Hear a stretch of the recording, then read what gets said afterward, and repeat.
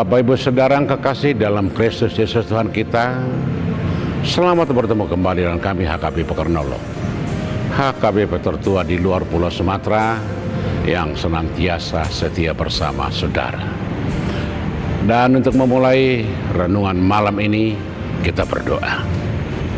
Terpuji Engkau Bapa di dalam Yesus Kristus Tuhan kami, karena kami bersyukur atas anugerah. Kami memuji atas kemegahan. Kami sangat bersuka cita atas segala pemberian. Dan biarlah pujian kami, ucapan syukur kami, dan persembahan kami menjadi dupa yang harum di hadapan-Mu. Di dalam Yesus kami berdoa. Amin. Saudara-saudara yang kekasih dalam Kristus Yesus Tuhan kita, firman Tuhan yang menjadi renungan untuk kita malam ini sebagaimana ditetapkan HKBP. Kita ambil dari Filipi 2 ayat yang pertama hingga ayat yang ke-11, dan yang menjadi ayat yang pembimbing bagi kita adalah ayat yang ke-5. Demikian firman Tuhan. Hendaklah kamu dalam hidupmu bersama menaruh pikiran dan perasaan yang terdapat juga dalam Kristus Yesus. Saya baca sekali lagi, hendaklah kamu dalam hidupmu bersama menaruh pikiran dan perasaan yang terdapat juga dalam Kristus Yesus. Demikian firman Tuhan. Saudara-saudara, firman ini merupakan sebuah ajakan yang sangat luar biasa dalam, karena disebut dengan nyanyian Kristus. Inilah kiriman Paulus ke jemaat di Filipi.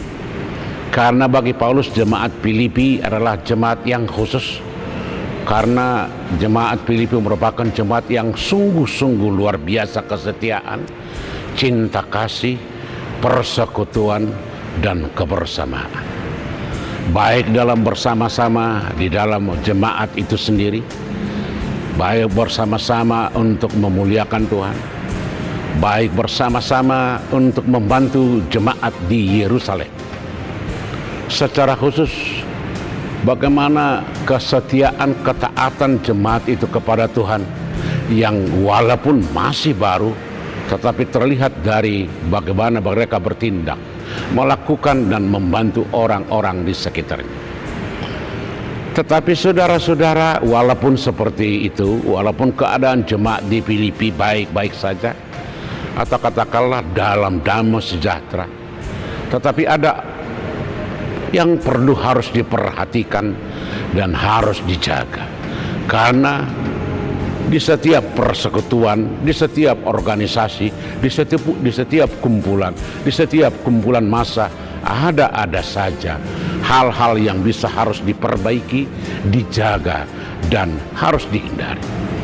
Karena itu Paulus membuat suatu ajakan yang sangat indah itu, yaitu bagaimana orang-orang orang-orang di Filipi, jemaat Filipi, hidup sebagaimana yang dilakoni oleh Kristus.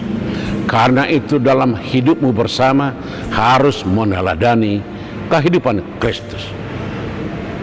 Saudara-saudara, apa memangnya kehidupan yang diperlihatkan oleh Kristus? Dalam seluruh perjalanan kehidupan Kristus Yesus di tengah-tengah dunia ini, bagaimana dia menampilkan kehidupan dengan penuh kesetiaan dan ketaatan kepada Bapaknya. Apapun yang diperintahkan oleh Bapaknya dia akan lakukan. Dan dia tidak menganggap diri menjadi orang yang istimewa.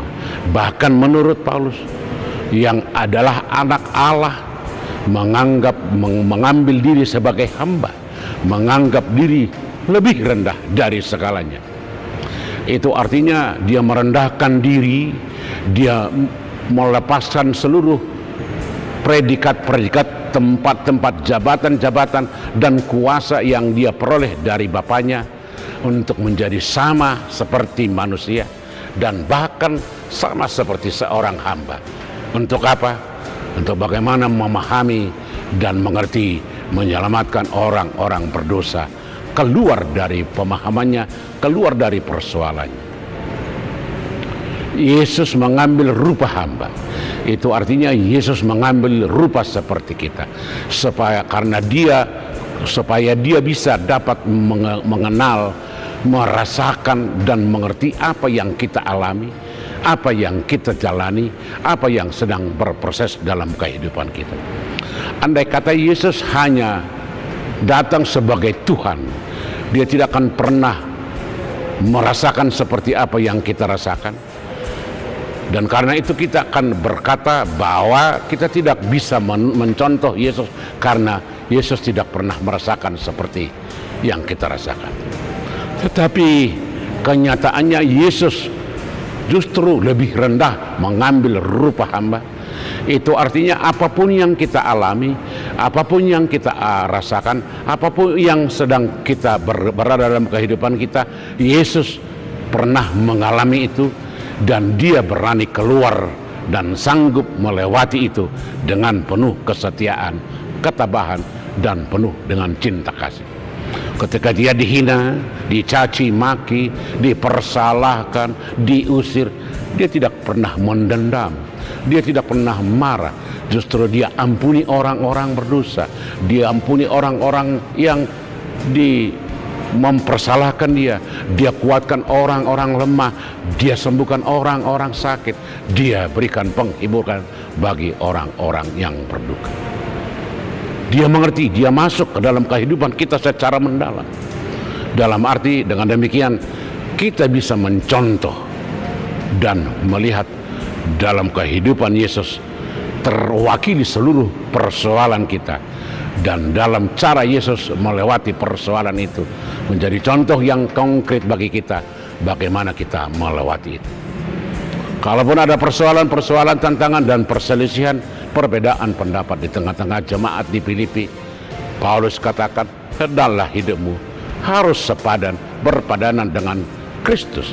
Itu artinya kita menghadapi segala apa yang ada dalam kehidupan kita harus berpatokan dan membuat Yesus menjadi tolak ukur. Dengan demikian kita akan mampu, kita akan kuat, sebab Yesus sudah melewati itu. Kita tidak bisa berkata siapa yang berani melewati itu, karena Yesus sudah melewati semuanya dan sudah mampu melewati dengan keberhasilan, kegemilangan, supaya kita menjadi selamat dan dikuatkan melewati perjalanan kehidupan kita. Inilah yang menjadi sangat menarik bagi kita hari ini. Kalau kita coba baca di ayat 2, hendaklah kamu sehati sepikir, satu hati, satu tujuan, satu pikiran. Itu artinya bagaimana jemaat di Filipi dan orang-orang percaya dalam hidup bersama, satu hati, satu tujuan, satu jiwa. Dalam arti bukan disatukan semua, tetapi bagaimana mempersatukan hati, pikiran, dan jiwa kepada orang lain. Itu artinya kita dapat merasakan dan mengerti, tidak memisahkan diri dari orang lain, merasa lebih hebat dari orang lain, tetapi kita adalah bagian yang tidak terpisahkan dari semuanya. Biarlah firman Tuhan menguatkan kita malam ini, dan biarlah semuanya menjadi pujian bagi Tuhan. Amin. Kita berdoa. Kami kembali mengucap syukur bagimu Tuhan untuk malam ini, karena betapa besar kasih-Mu melalui Yesus Kristus yang mengambil rupa hamba dan harus menderita untuk keselamatan, keampunan dosa-dosa kami. Biarlah pengorbanan anak-Mu Yesus Kristus menjadi dasar dari seluruh kehidupan kami, perbuatan kami, iman kami, agar kami setia mengikutinya dan menjadi orang-orang yang setia kepada. Terima kasih. Hanya di dalam Yesus kami berdoa. Amin. Anugerah Tuhan kita Yesus Kristus, kasih setia Allah Bapa, dan persekutuan dengan Roh Kudus kiranya menyertai saudara-saudara sekalian. Amin.